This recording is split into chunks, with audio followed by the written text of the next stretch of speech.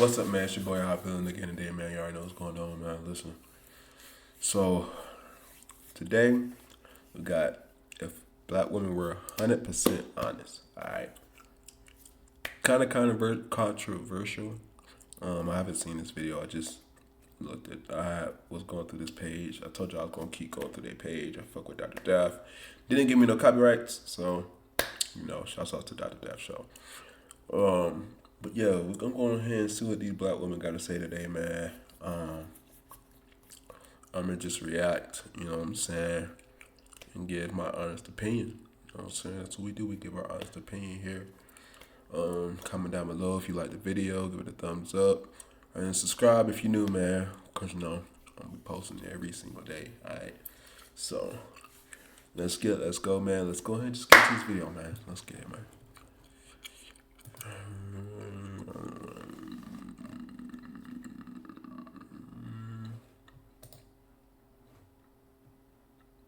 Nigga play.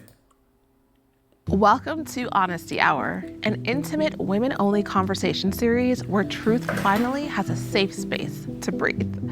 Here, every guest wears a physical mask to protect her identity, allowing her to speak freely without fear of judgment, labels, or social backlash.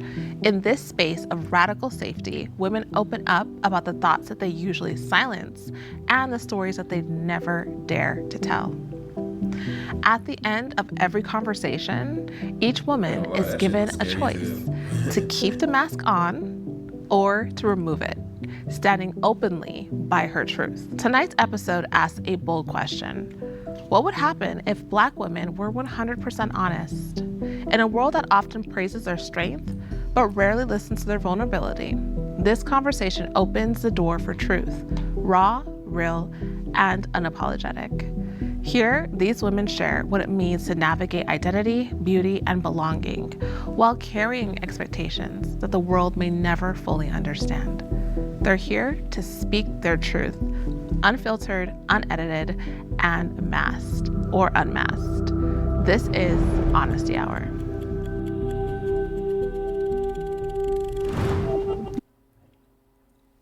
Has Kyrie texted you back? I don't want to talk about it. Y'all gotta watch the How's the math test? Don't want to talk about it. I'm gonna go ahead and tell y'all this right now. No, I don't want YouTube Premium. Fuck, nigga. Hey, y'all come to this channel, y'all gonna watch the ads with me. I'm gonna skip the ads, but y'all gonna watch these ads with me. I'm not editing until I hit 5,000 subscribers. Sorry. That's just how it is, man.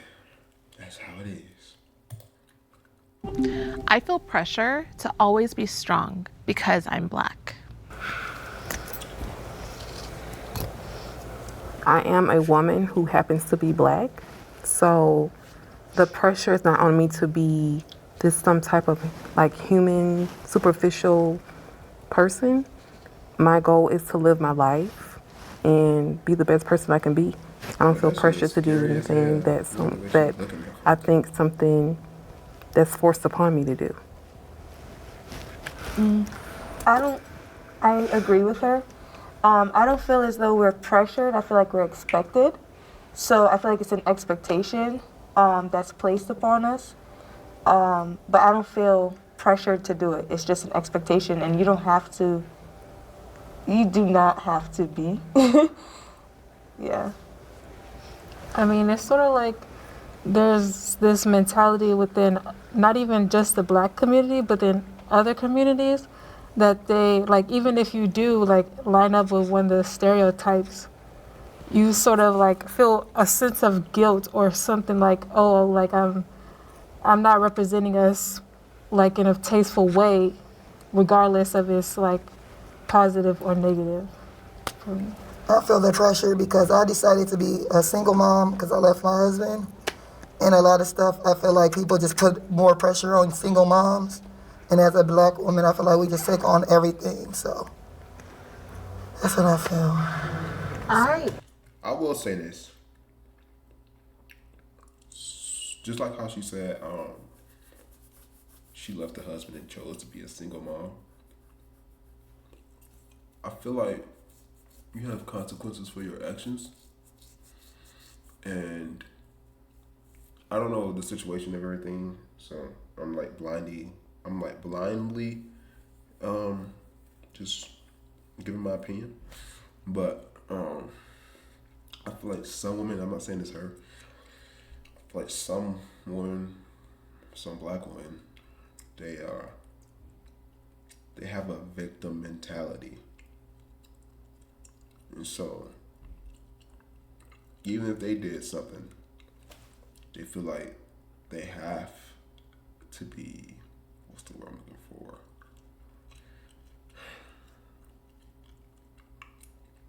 Sensitive? Not sensitive. I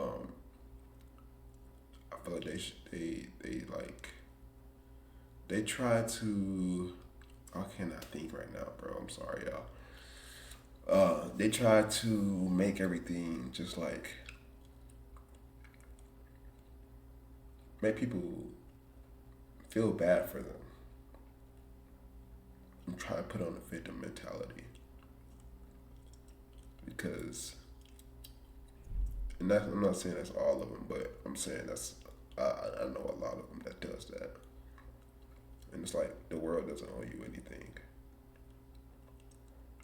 Like, I understand, you this, you that. But just because you're in the position that you're in does not mean the world owes you sympathy. And that's just how I feel, in my honest opinion. I would say that I do feel the pressure, because I know that's what the default is. I have to be actively rebellious against it. So while I do feel the pressure, I'm rebellious against it. I push against it because I think that we have got to make a stand. We have to say, I am a woman. I am not superwoman, but I am a woman, and have those boundaries, because I think those stereotypes still cascade. You know, they go down from generation to generation, and you have to actively resist, because I don't think the pressure generally goes away, but you have to have the tenacity to resist it.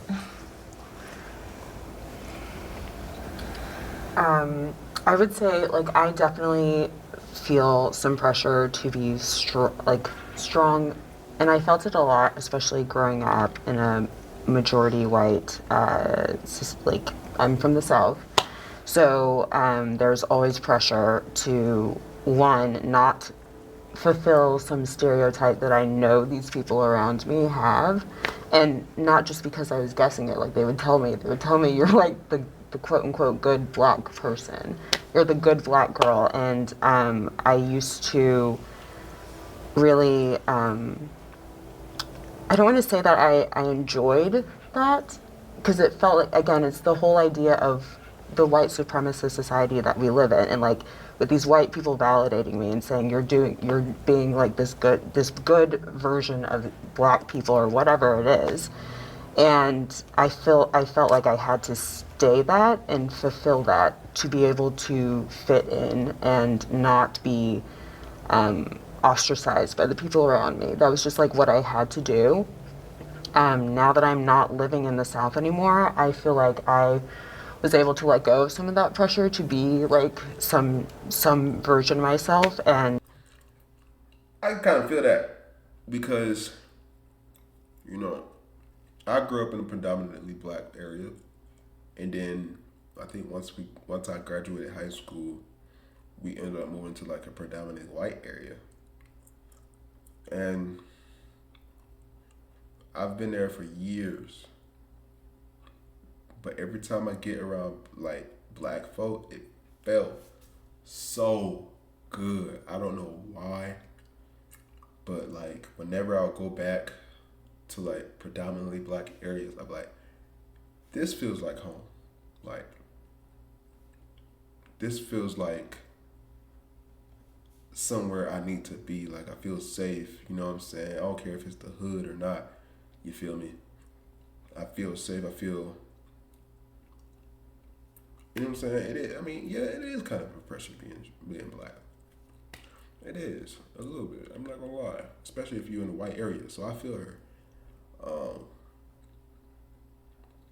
But yeah, it's really like that. Like, you gotta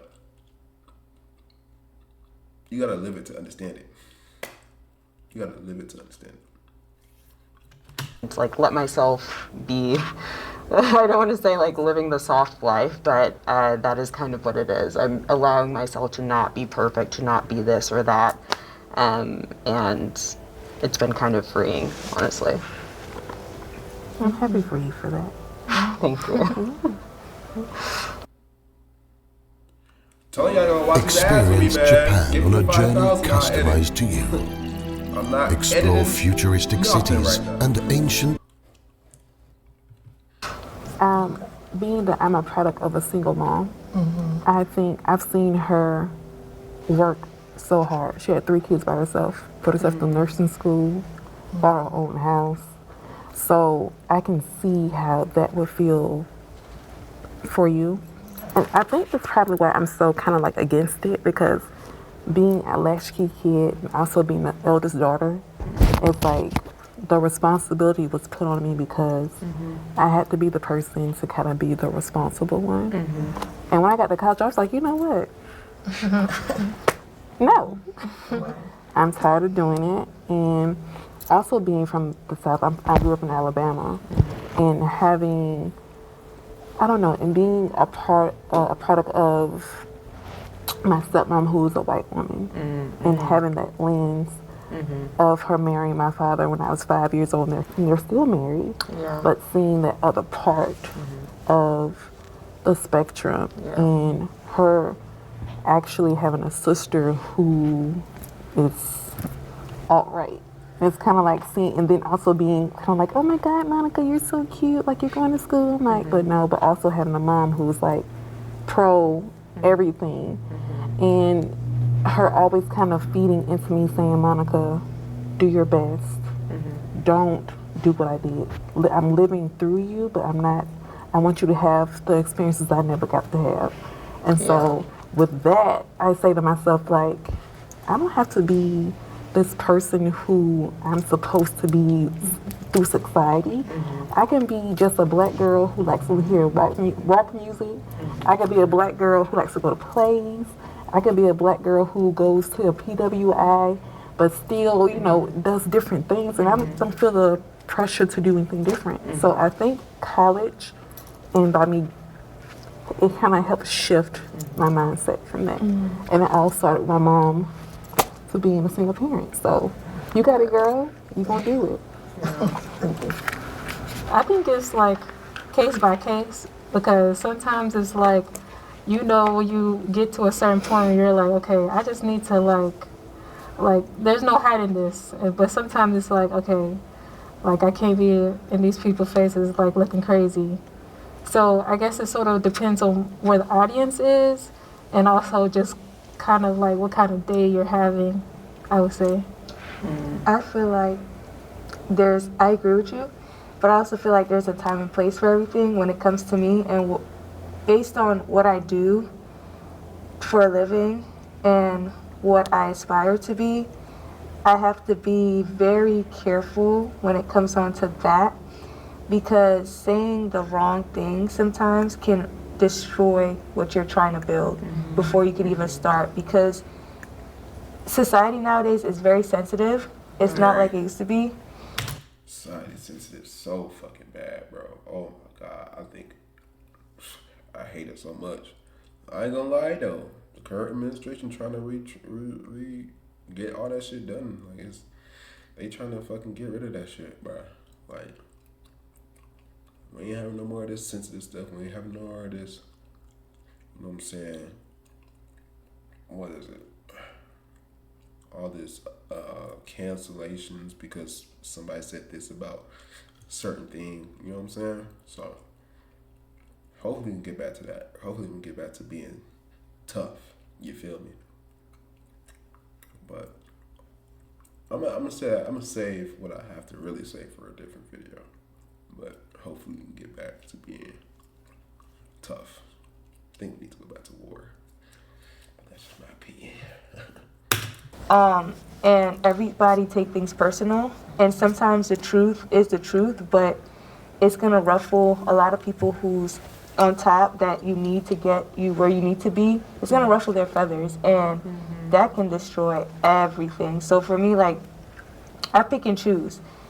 When it comes down to my career and certain things having to do with where I'm trying to go, no. But on my day-to-day life, when it comes on to like raising my daughter and little things, yes, I'm not holding it back. If I gotta hold it back in this aspect, everywhere else, it's not being held back. I feel like sometimes my community holds me hostage. I was raised in a all-white neighborhood too, and I think that if you don't like, When did they switch the prompt? I did not see that. Why don't you? fit into like a certain type of Black woman, if you don't go along with like this playbook of like what you're supposed to believe about the world and what you're supposed to believe about people who are outside of the group, what are you supposed to believe politically, romantically, it's like there's this like manual that you gotta follow, and if you don't, it's like you're not a real Black person, or you're, you know, I have slightly conservative views, like not even really that crazy, but. That's true. That is true. I was one of those people that voted, well, I didn't vote, but I was hoping that Trump would win. I was one of those people. And my community really bashed me. I felt like I sounded like Carl Anthony Towns when I said it like that. What the fuck, nigga?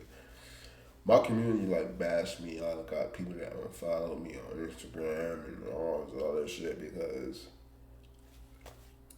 I was like, thank God Trump won. You know what I'm saying?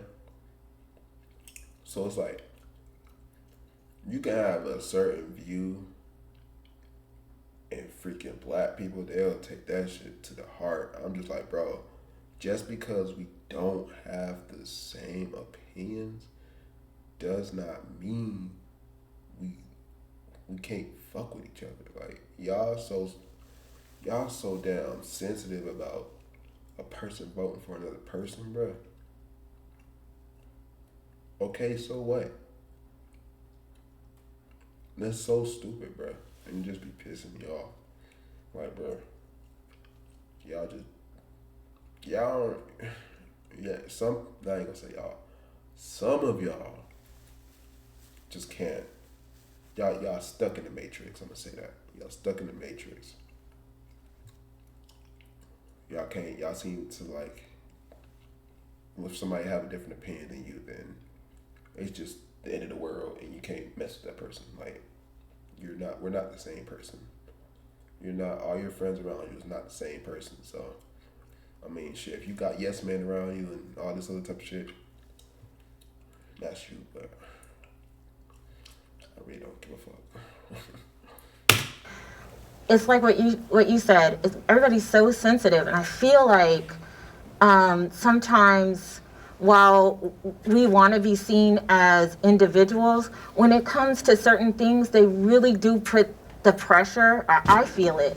The pressure on to, you know, you're not really Black if you don't vote this way, or you're not really Black if you don't date this kind of marriage. Exactly. And it's very constraining, you know, and you sort of walk this line of like wanting to be accepted from, these are your people. It's like there's something so painful about being rejected by people who look like you, especially when you feel like you don't like.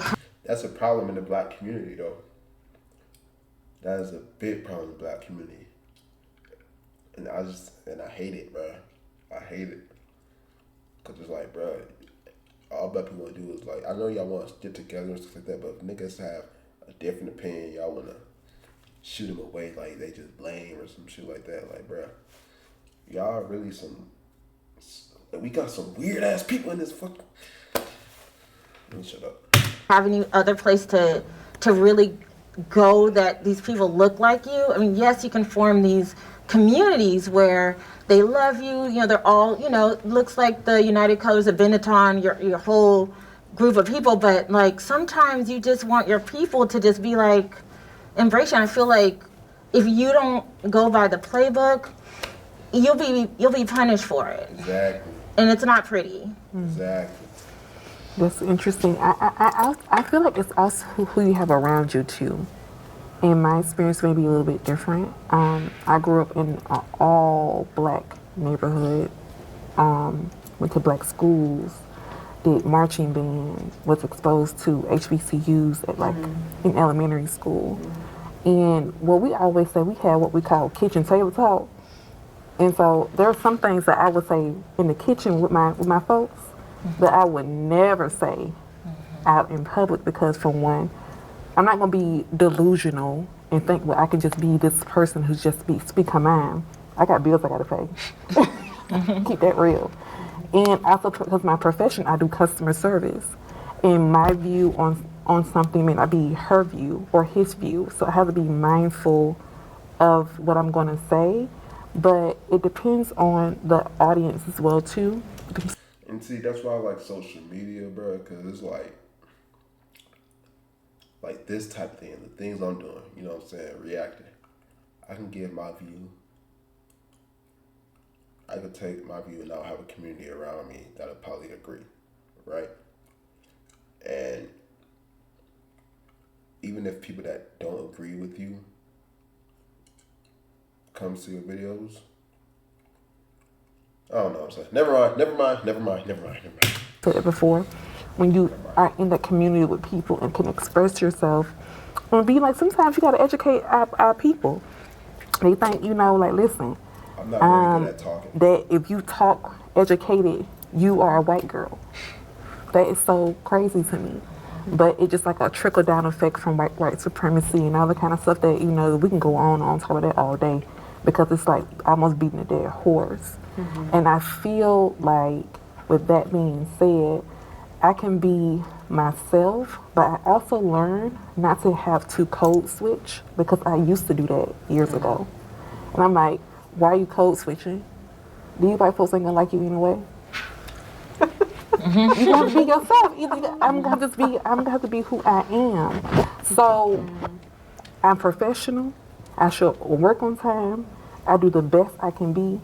And if you can't accept me for that, I don't know what else you're gonna do, because their perception of me is already made up. No matter how good you are, no matter how proper you talk, no matter how much money you have in your bank, or what car you drive, you would never be enough to that person who has their mind made up. So I decided with that, I'm gonna be me and just keep it moving. With me, I hold back a lot, because I just got a temper and an attitude. And I'm a Sagittarius, I'm a fire sign, so a lot of stuff get on my nerves.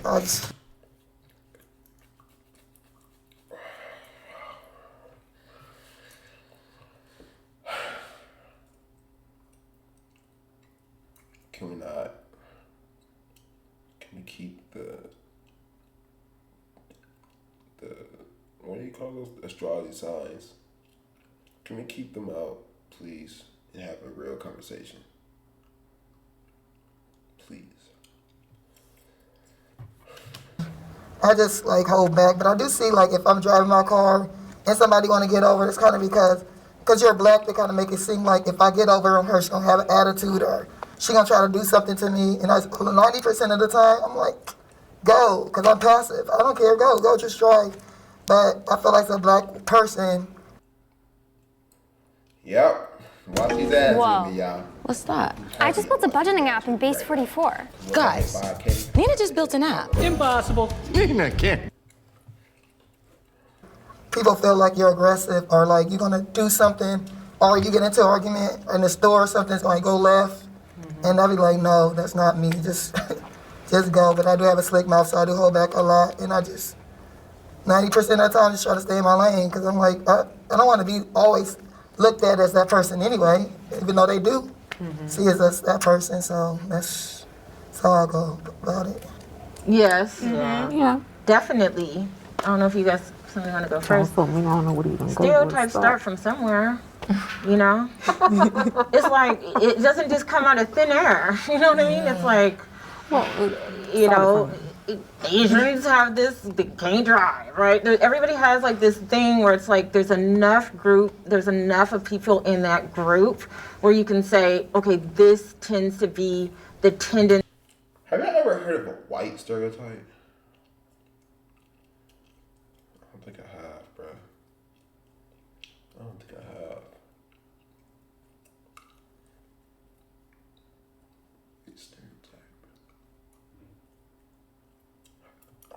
I don't think I have, bro.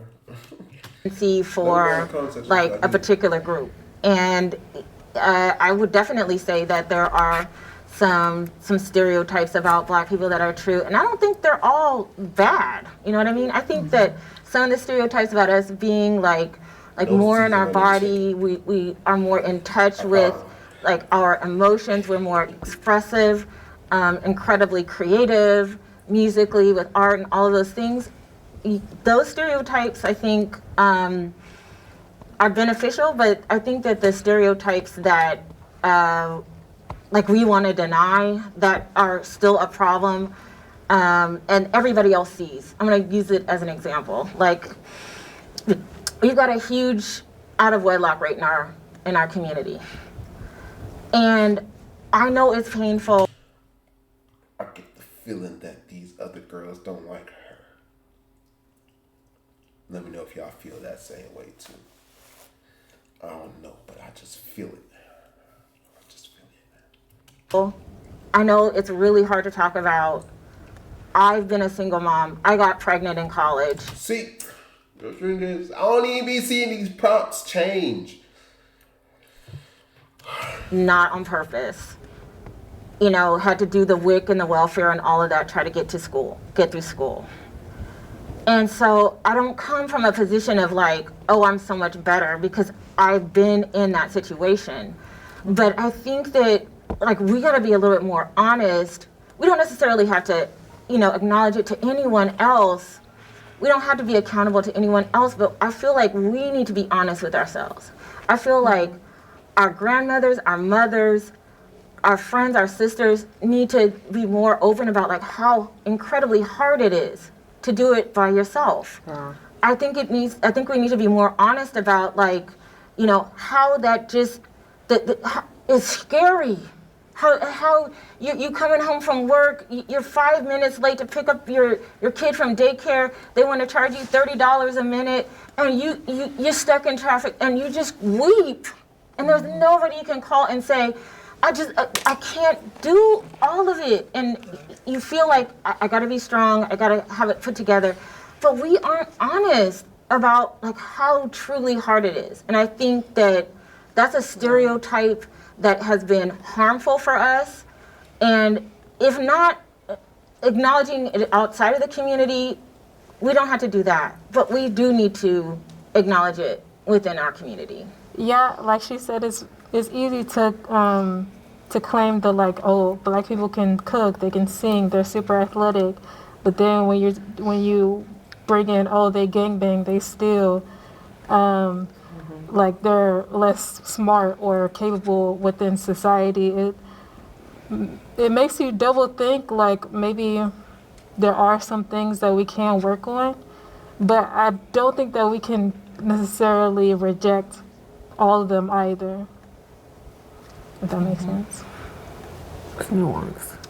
It's nuance. I will say, like, I would push back on, okay, the stereotype of Black people not being as smart. I mean, that's not true. I don't think and that's it's true. really related to just like lack of funding and education and all of this stuff. Like, that's what it's like. There are stereotypes that are realized because of the systems and the infrastructures that we are raised in. It's not necessarily something innate, and I think that's something, especially a lot of people on the more alt-right side or conservative side, they like to believe that Black people are literally like this way because of our genetics, or because that like we are made this way, and that's not the case at all. I mean, if it's genetic, like I mean, go back to like all of the immigrants from like Africa. Do you know how intelligent and smart they are? Mm-hmm. Like they're all doctors, they're like lawyers, all this stuff. They're incredible, and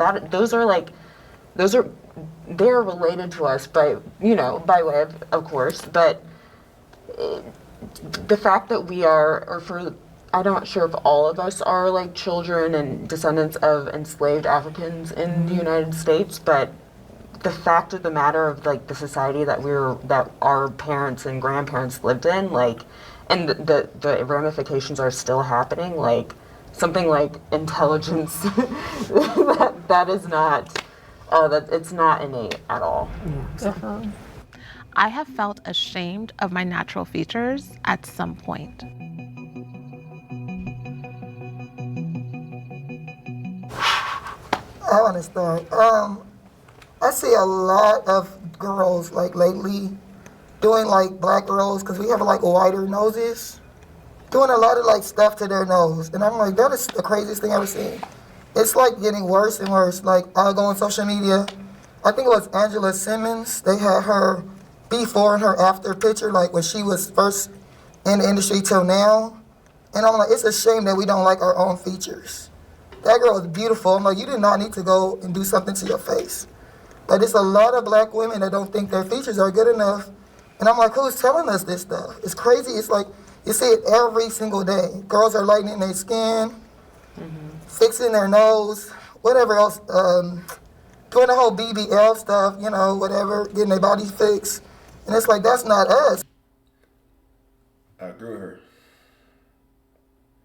Natural is the way to go. Especially for black women. I don't know why. So. Example A, Lil' Kim. Nothing was wrong with her. She went and got all this stuff done to herself. She looks like a fucking Tyrannosaurus Rex mixed with a shark. Like a fucking alien. Leave that shit to the mother folks. For real. Why we have to all look the same? So I was telling my sister, I'm like, no matter what people say about my face, I'm keeping it. Because at the end of the day, this is my face. If y'all don't like it, too bad. But I feel like, sorry, I feel like at one point, especially growing up, I was born and raised in Jamaica. And when I came to the States, when I was in Jamaica, I never knew, like, I didn't feel a way about how I look, like, at all. I came to the United States, and I'm like, what is wrong with these people? Send me back, please. Because I came here, and everyone, they would talk about my skin tone, like, why are you so black? Why are you so black? You too dark, you're an African booty scratcher. I'm like, I don't know nothing about Africans, but I don't scratch my booty. And I'm just like, that was me in elementary school. So I feel like it starts young, and I feel like it stems from what they're hearing from their parents, what they're seeing at home and stuff. Because I'd go to school and I'm getting tormented by the way about the way I look, and I always hated because of that. I went from not caring and loving myself to hating my skin tone. I used to try to like rub things on my skin at home. My lips. They used to talk about my lips, and I'm like, I don't even got that much lips, but damn. They used to talk about my lips. They used to talk about my nose. And I noticed that over time, as I grew older, that it started seeping into my household. So it was now the adults that's coming and like, oh, you're built like this. Oh, your nose is this. Our family our nose are slimmer, your nose. And I'm like, wait, now it's going to the older people in my family, and it's like you're looking at what you're seeing outside of the household and online and on TV, and now you're judging your genetic. It's in our blood. So I feel like things that you can't change shouldn't be judged, and I feel like that's something I had to learn over time, and that's why now, like more than ever, I embrace every aspect of me, especially my skin. Oh, baby, you can't tell me nothing now. If you're not dark, I feel like something's wrong with you. I'm just kidding. But like seriously, like now that's how I view it. It's like, okay, clearly people like, I feel like TV shows. I just love that. I love that for you, Queen. That was beautiful. Those movies, they feed that to us to try to let us doubt ourselves and not see our value, not see our worth. At the end of the day, our skin tone, we could go in the sun. We're not going to, everything is. And I just be looking at white people. I be like, well, why are you mad because I'm black? Like, you are seriously upset because I'm a different color than you? I'm still a fucking human, dumbass. It just be so dumb, like, and ignorant. I ain't gonna say what I really want to say about racist people, but just know if you racist. In GTA. It's made on us for a reason. Like right now, I can't breathe. Now if I change my nose to this, how am I gonna breathe? no offense. But I feel like everybody is built a certain way for a reason. So I feel like we shouldn't be, oh my God, you're too dark. You know, just be you. Accept yourself for what you are. Because there's family members that's blonde hair, blue eyes, like, you know, and it's like, oh, you're still cute, you're beautiful. Like, so I feel like everyone should get that same feeling, no matter how you look. Well, I feel like for me, it's sort of like I had this pressure. Well, like I've always been sort of athletic, and I always felt like I need to have a certain thinness, but like I don't like my body type is more athletic build instead of like slim. So I always like had this, I guess, internal insecurity of like looking too manly or something like that, looking too bulky. And I feel like as black women, we already like get masculinized a lot.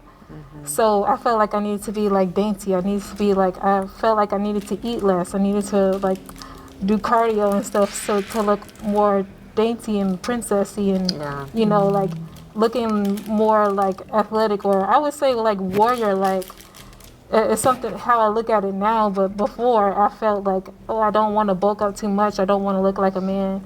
I don't want to be too beefy and stuff. But I feel like that's an extra layer of like pressure for me to be like, I don't know, like I said, smaller. It's so funny you say about the weight. Yeah. So for me, I was always a plus size girl. Growing up, I was big, I had a big nose, still do, it looks great now. I had full lips, and then I was shape. So growing up down south, you gotta think about how we get sexualized as a children so young. And I will always, I think a memory, I'm probably like 10 years old, and this guy comes up to me and tries to talk to me, my mom, because I'm out in Walmart. So because of the way that I'm shaped, I got boobs, I got hips. And then two, I had acne because my family had acne prone skin. I used to hate my skin. I used to hate the way that I looked. And it didn't help that I didn't see myself on TV. It didn't help I didn't see a bigger girl. I didn't see a girl who had like, who's not quote unquote your ideal woman of being someone who's pretty. I would see thin girls, so I'm like, okay, maybe I should like lose weight. But I'm like, I like to eat too, so I'm like, I ain't gonna starve myself. It's like, but that internal battle that I had inside of myself, I'm like, and then I'm trying to like put on makeup to make myself feel better with my skin, and I would get my hair done every 2 weeks, because my mom did not play it, but I had to kind of try to do something because I wasn't losing weight. And then my shape was like, I'm a hippie girl, so it's like I can't do anything about it. But I think once again, college, when I went to school in college, I don't know, just being outside of what I was around and being with a different set of people, and I learned to like, you know what, Monica, like, this is who you are. You're not gonna do anything. You're not gonna get no BBL. You're not gonna get no lipo. Hell, you can't afford it. So what you gonna do? Like, just accept who you are. And I started to learn more about skincare, and I started learning more about makeup, which is how I got into my career. And I said, okay, like I'm only one me, and I've seen girls who I thought were beautiful girls, and they will come and talk to me about confidence. And I'm like, girl, look at yourself. Like, look how you look, and you coming to me, asking me, because quote unquote, I'm thinking I'm an ugly duckling, but they're telling me the things they don't like about themselves. I'm like, girl, we gotta fix something about it. But I learned through that, like, it's all within how you feel about yourself, because like I could have been doing something words trying to outsource what I felt inside. But it took years for me to stop doing that. And it's like a battle I go through even at my age right now. I'm like, okay, girl, like I might get like a little pimple here and there. I'm like, well, hell, it is what it is. And keep it moving.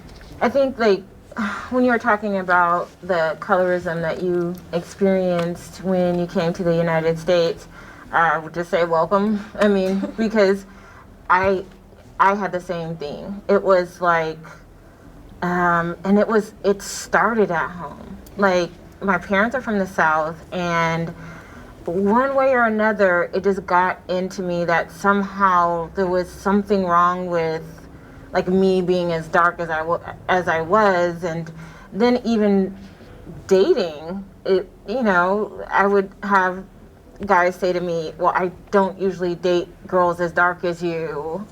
And then I'm like, is that supposed to be, am I supposed to be grateful for the fact that you I mean, bruh, you're darker than me. What are you talking about? And it's like, well, I have to think about, like, what are my kids gonna look like? And so it was this sort of thing of like, I remember being a little kid and looking through like Ebony and Essence and stuff, and I was like, if I could just be pretty, if I could just be like a little bit lighter, if I could just be a little bit lighter, then I would be pretty. Mm-hmm.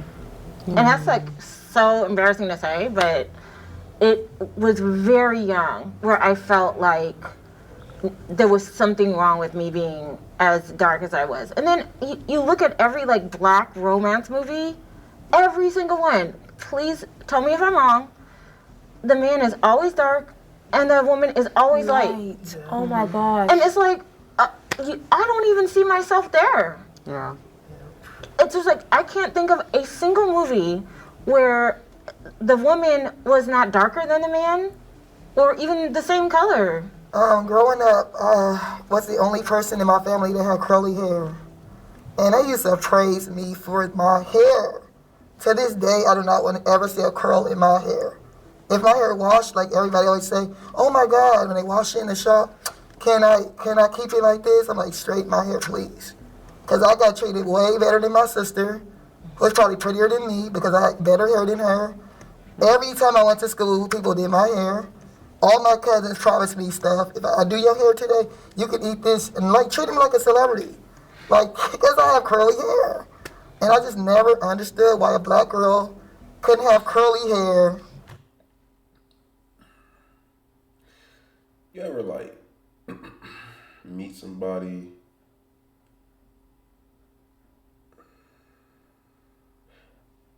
this is what I'm getting from her, alright? You ever meet somebody like that swear up and down they just like they think they ish, like nothing wrong with them, nothing, you know what I'm saying? I feel like she one of them types. She gonna talk about her past. Like, I understand they talking about certain stuff like in the past and stuff like that, but I feel like what she talking about is like off topic a little bit. And be normal. It wasn't skin color for me, it was always hair. So when I got 13, I think, they straightened my hair because they said, you can't straighten your hair, it's too pretty. So I turned 13, they finally straightened my hair. Never went back to curly hair in my life. That's the curliest you'll see in a ponytail. But I have to have straight hair to feel beautiful because I didn't like it. Like, why do you get treated better than everybody because of your hair texture? Did you have girls that also feel jealous? Like, would they just not like you because you had hair like that and they didn't? Yeah, none of my cousins had curly hair or hair at all. Not to be mean, but like a lot of girls growing up dark skin, they didn't have hair. And I'm the only one with hair like to here. So it was bad. So I don't know. That was my thing. I had to grow up with curly hair, and it was always. You're laughing over there. It's not funny. It was always a thing. To the point where people still to this day ask me, like, are you mixed with Hispanic? Are you mixed with Dominican? Why do you have curly hair? And I'm like, how can you still see my texture of my hair? Mm-hmm. But it's just always been hair for me. So. It's crazy how adults can put stereotypes on children. I know. And how it can scar you for the rest of your life. I can't really say I had an issue. Well, I can think of something in particular my aunt had said to me. She was like, "You were lighter in this picture, but now you're darker." That was like, okay. So that and them always kind of comparing themselves when it comes to weight. Like, it's always like, well, you know, your auntie, she didn't gain weight, or girl, you didn't put some pounds on you. It's like, people put their insecurities off on you. And you think of a child, how a child absorbs so much stuff, and them unknowingly taking it to school. Because, you know, they done heard good hair, bad hair from the kitchen table talk at home. And now they have developed this thing about it. And I can say for myself, although I had a great childhood, my mom she was the best mother in the whole world. That her because she was a single parent, and I saw how hard that she worked, that made me say, I don't know if I want kids, because she had no time for self. And so that kind of like, you know, I know I'm kind of pulling other topics in there, but it's going to all come together. But it's like those stereotypes, and just the family just saying things about your body. And like, you're not thinking about your hips. You're not thinking about your hair. You're not thinking about your full lips, or even having an uncle look at you like something's wrong, or looking at your body. It's like, adults are disgusting, because a child is sitting here thinking nothing about that. And it's just like, when I hear stories about people saying, oh, like, this has hurt me, like, when did it happen? Well, when I was a child. Like, you still have that wound inside of you that can't be healed, because you can't talk to your mother or your father or your grandfather, because they don't believe they did anything wrong because of their trauma. And it's kind of like, what are you going to do? So are you going to be the person who's going to break that chain? And I can say for myself, my mama was that person to break that chain, because my family is toxic. And I can say, if I were around those people growing up, I would not be the person I am today. So I secretly resent movements like BLM and DEI. I knew she was gonna put her. I knew she was gonna go green.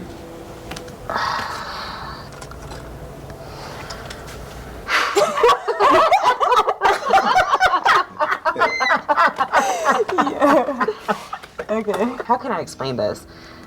I secretly resent them sometimes because of how a lot of people on the other side of the aisle will use certain like outlier things to discredit the entirety of the movement. Like the idea that if a black person is in like a high, like a very intense role or whatever, that you don't usually see a lot of black people in, they're going to say it's really just because they're filling a quota or whatever, and discrediting the accomplishments that black person really worked hard for to get to that place.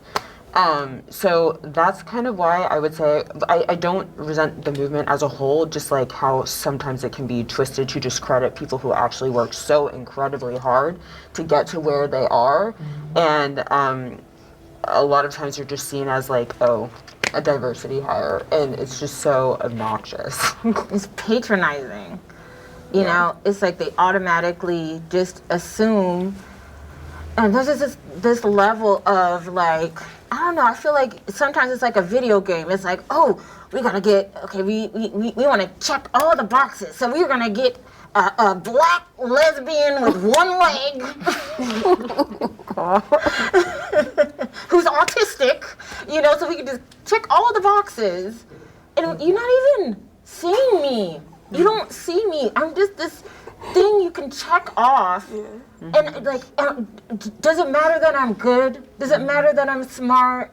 Or are you just doing this to like make yourself feel better? Because as soon as I walk out of line from what you think I'm supposed to be, then all of a sudden, then I become the uppity Negro. Like, how dare you? Don't you know that we are the reasons why you have all of the things that you have? Like, how dare you uppity Negress to like have anything to say about anything? Don't you see all the things we do for you? Yes, that is so. It enrages me. It doesn't mean that those things aren't important if they're implemented in the right way. But I don't like oh my gosh, there's this term, the soft bigotry of low expectations. And people don't think that is racist, but that is extremely racist. When you look at me and you say, oh, you poor thing, let me save you. I want to punch them in the throat. Like, no, I don't. Look at me, I am intelligent, I can do it, give me the chance.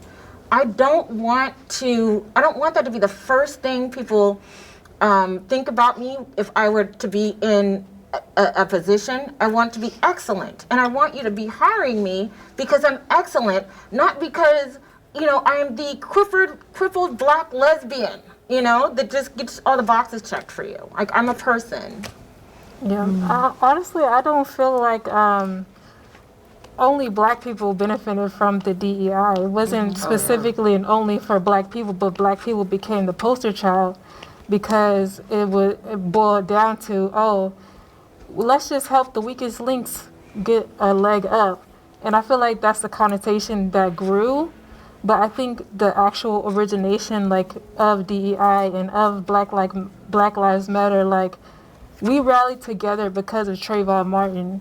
And we became a community, and we stood for something as a community. And I feel like that's the image of Black Lives Matter that I want to think of when I think of Black Lives Matter. And of course, it always it comes with the All Lives Matter and the Blue Lives Matter, and those type of things try to tarnish the reputation that we built from those movements. But I still feel a lot of pride just thinking about how we have the ability, it's not always us being against each other. We can stand together and make a change, and I feel like that's what Black Lives Matter truly should be. I agree with everyone. I feel like everything has its benefits and negative sides to them. And not all good things are what they seem or portrayed to be. I feel like for a lot of black people especially, and a lot of people in general, if it wasn't for this, a lot of us wouldn't get certain opportunities. I'm not gonna lie, I've gotten an opportunity simply because they needed one black girl, one dark-skinned girl to fill that spot. And it's even with my daughter's school, my daughter goes to a majority white school, the best school, one of the top schools in Texas. And you can count on one hand how many kids that is our color is in that school, that entire elementary school. And I'm grateful for it because it's helping my daughter. She's able to see all aspects. And if it wasn't for that, she wouldn't be in that school. She wouldn't be able to get that level of education, that the quality that these kids are getting, if it wasn't for that being set in place. But like I said, not things that's deemed to be good is always that great. There's downsides to everything. Yeah, I think everything has its pros and cons. Like what Black Lives Matter, what it was made for was for Trayvon Martin. And DEI, I think the people who mostly benefited from it were women, if I'm not mistaken. Specifically white women. Yeah, white. Exactly. You see what I'm saying? So it's and it's kind of like we've always been scapegoat. It don't matter if the sky turned purple or somebody black did it. They did we're gonna always be the scapegoat. So my thing is are we gonna keep on just fussing and fighting about it, or are we gonna do something about it? You get what I'm saying? I am no type of person to be some type of organized activist of anything like that. I would say that, but I'm gonna say it's very nuanced, which is a lot of things very nuanced. There's no right or no wrong answer to it. Like, people are validated by their feelings. And it doesn't help that the founder of Black Lives Matter was a person who was stealing money either. So that doesn't help that she was around here buying mansions and going on trips when there are Black and brown people getting murdered in the street from police who do have gangs in their organization. But that's like a whole different thing. So I see everyone's point. It's only they know if it's genuine or not. Yeah. Like, It's weird when like they come to rallies and then they start shit like Caught it this time. like I caught the prop change this time. they feel anger in our place and then they act in ways that maybe are like they go to people like peaceful protests and then they start throwing bricks in the windows or they start like agitating the police just because they want to make that like a activist kind of movement. But for the people who follow the rules of like true allyship, like if we're saying this is a peaceful protest and we keep it within that, then that's what happens. But if they like start stirring the pot, like, are you really here because you want to make change, or are you just wanting to have that adrenaline rush and like use this as like a way to pat yourself on the back? I think it's a lot of that. I think it's a lot of, you know, look at me, I'm so virtuous. You know, I'm so, you know, I've already apologized 11 times for being white. And so now I'm so woke, I'm going to get on TikTok and tell everybody what you won't say to Black women today. I'm like, Becky, excuse me. And so Becky will proceed to tell everyone what you're not supposed to say to a Black woman today. And I'm like, you know, when it gets to the point of where it's more than just allyship, it's let me show you how to do this better, or let me like just stand over here so that I can be the focus and I can get some sort of dopamine hit by everybody clapping like seals because I'm on the right side of history. I think a lot of it is fake. I think like the screeching boomers, where I see them on my timeline with the blue hair, what are you doing? There was one time that was just really blatantly racist. I am not a MAGA person, but there are some Black people who are MAGA. And I remember looking on my ex timeline, and there was a Black guy who was just wearing his MAGA hat, and a white man was basically, he called him a coon. He said, you know. That's my favorite word. Because I'm going to call you one. I'm going to call you that. Because I am. You hate yourself, and you would think that I'd be the one. And he's like this white guy, big old belly. You think that I'd be the one wearing that hat, but look at you. You're a disgrace. That is way too far. Like, to me, if those things are in your mind, and because I'm not on the side that you're on, you think you have a pass to show me what you really think. And that's what I think a lot of it is, because as soon as you say, you know what, I'm not really a Democrat like that, the first thing they'll do is say, well, you know, those Republicans think that you're the N-word. And I'm like, well, so do you. You just say it indirectly. You behave that way. Everything you do, you treat me like I'm a pet. I am not a pet. At least I know what I'm looking at over there. I don't know what you are over there. You're wearing a mask. You're pretending. When I step out of line, though, you're going to call me every name in the book. And that, to me, is not true allyship. I see exactly what both of you guys are saying. But I feel like you never truly know. But what you do know is, yes, there are some people that are genuinely with you. And yes, there are people who are placed there, probably paid to be a part of it, you know? But I feel like you never truly know. You never truly know unless, like, I don't know. You never really know. I would say that you can know by the consistency. Mm-hmm. And the fact that especially a lot of companies now that Trump has been president, you've seen a lot of companies dialing back their DEI, which they were implementing a lot in 2020 to try to be like, we're rallying for like Black Lives do matter. But now that there's pressure from the government to like roll back on that, they're all folding.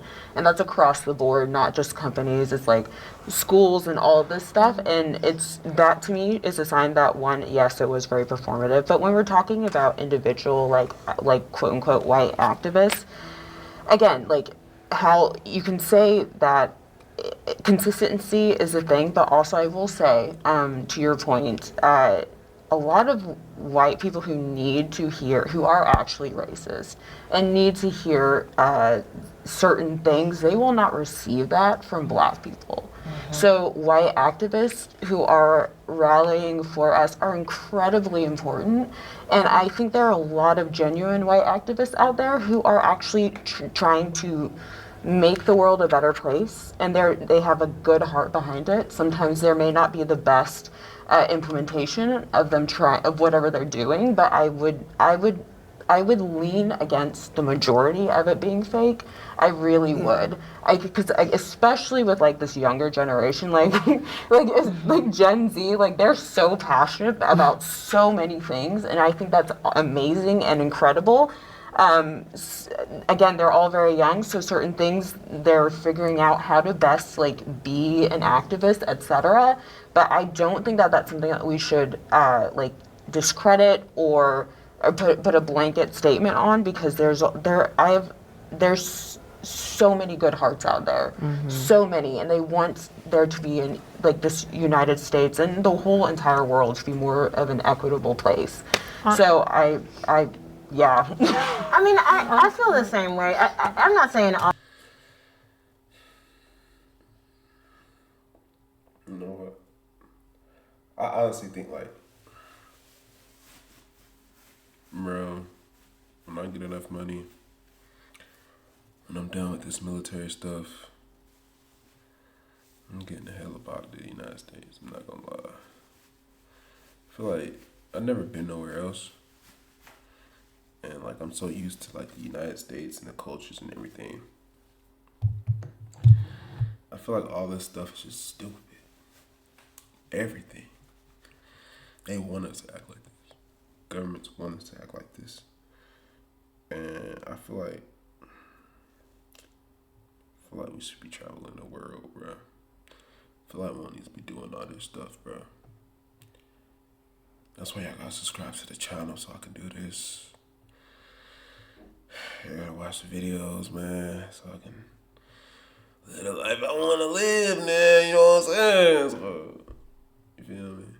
But, yeah, that's just how I feel. Cause it's not like this around the other countries, bro. It's not. White people really want us out of this month. Like they really don't want us here, bro. They really don't want us here. So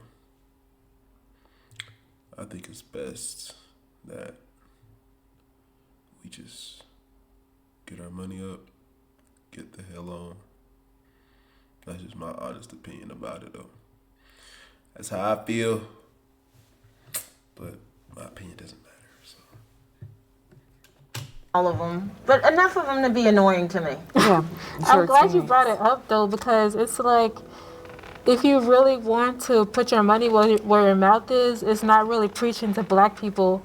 You need to be preaching to your own family, like fight against their like the inner racism within them, because it's sort of like it's not really Black people's our responsibility to fix white people. White people need to fix themselves, and of course they wouldn't hear that from a Black person. They would hear that from a white person who's like, "Hey, I know we have this privilege."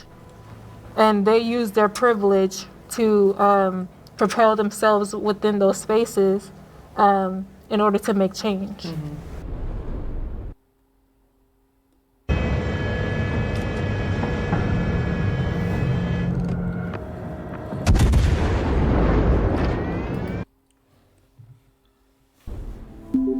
I've felt judged for having interracial relationships.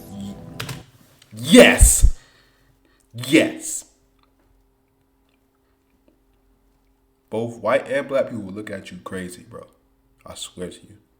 That you date a white girl or a black or a white dude. They gonna look at you crazy. As hell. As hell.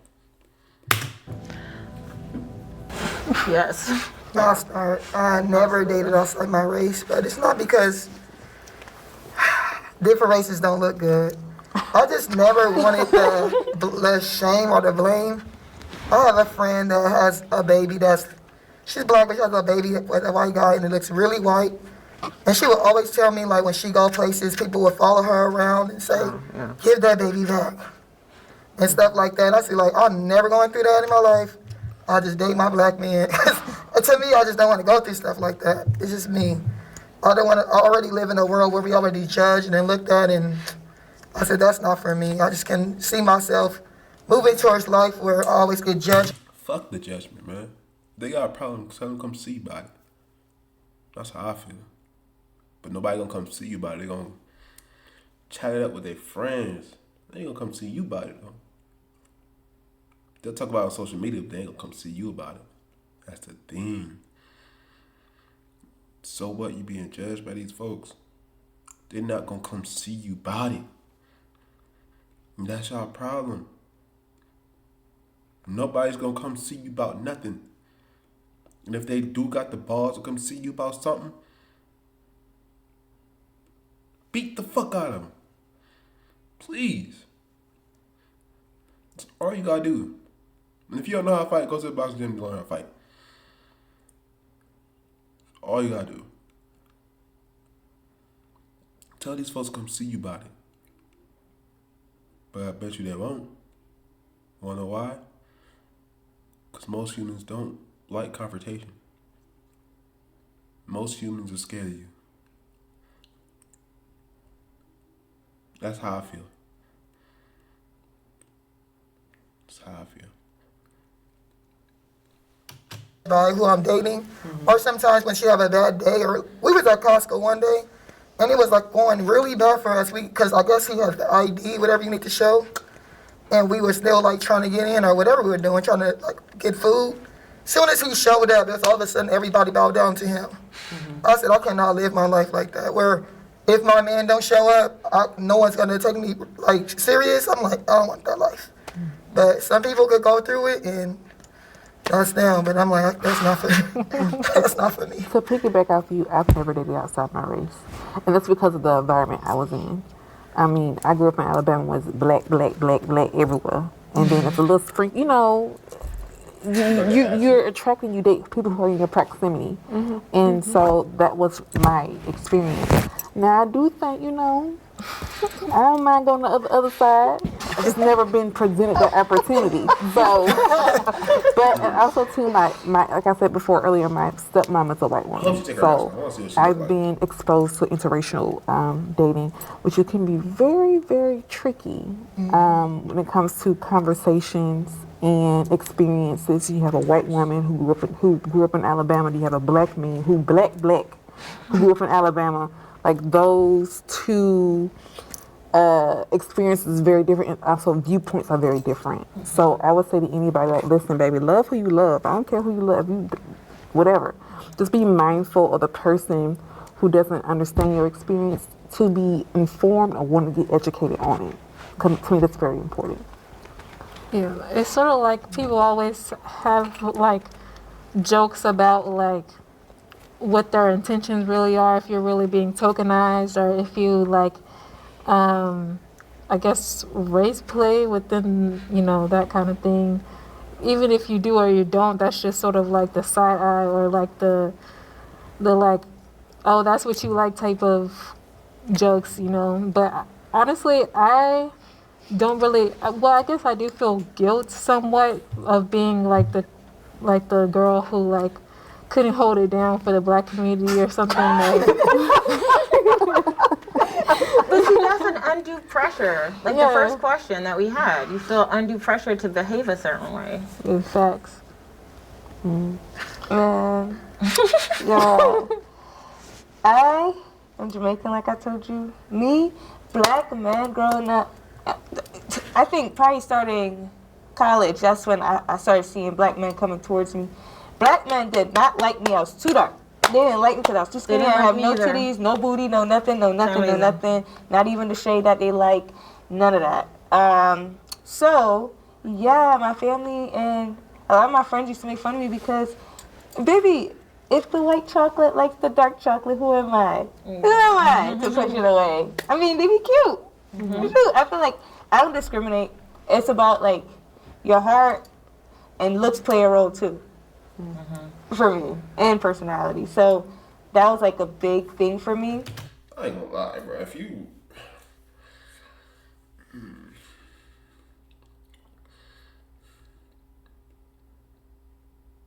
I don't like seeing my black woman with a white man.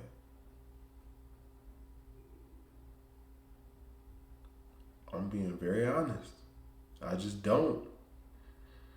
I don't. Because I feel like in your mind, you basically stereotyping too. Because there is a stereotype that black men don't take care of his kids.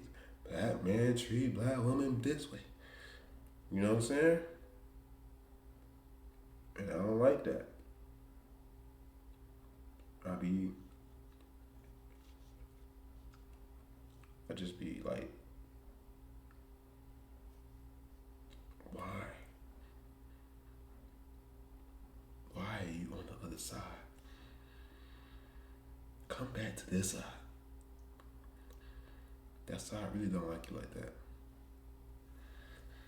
I didn't start dating my race for real until... But I think I got a problem with white men.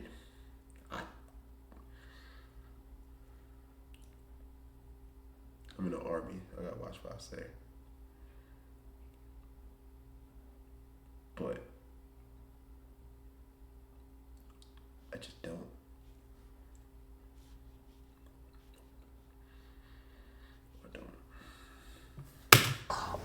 He wasn't even my race. Like, he was half.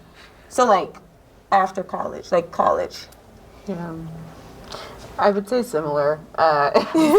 Similar vibes, but again, because growing up in a very all-white space, so that was all that was around me. I would want to be with, like, but then I would want to be like with white guys, but yeah, they would not all of them would want to be with me because again, I am black, and again, in a very generally very conservative, very hidden and overt racism. So it was very difficult for me to actually date even throughout high school and college. Whenever I moved out here, and I think I did internalize a lot of that. Like, I had a lot of internalized racism, honestly. And I think that did play a part into who I would go for when I would date. Because I feel like if I was dating outside of my race, because I would feel more validated in a way, if that makes sense. It's like a very twisted kind of thing that I really had to do a lot of work to like unlearn. But I would feel like, because a lot of black guys, not all, a lot of black guys that I have been interested in, they would not want me either. And I was like, well, if y'all don't want me because I'm black, then I'll go outside of my race to someone else. And then it's just like, sometimes they would, sometimes they wouldn't. And it's just... And then they'd be mad about it. They don't want to date you, but they'll be mad about it. And yeah, like black guys will be mad. They're like, oh, well, why are you so mad? The white men treat me better. Like, they treat me like a queen. They be like, oh my God, my goddess. And I'd be like...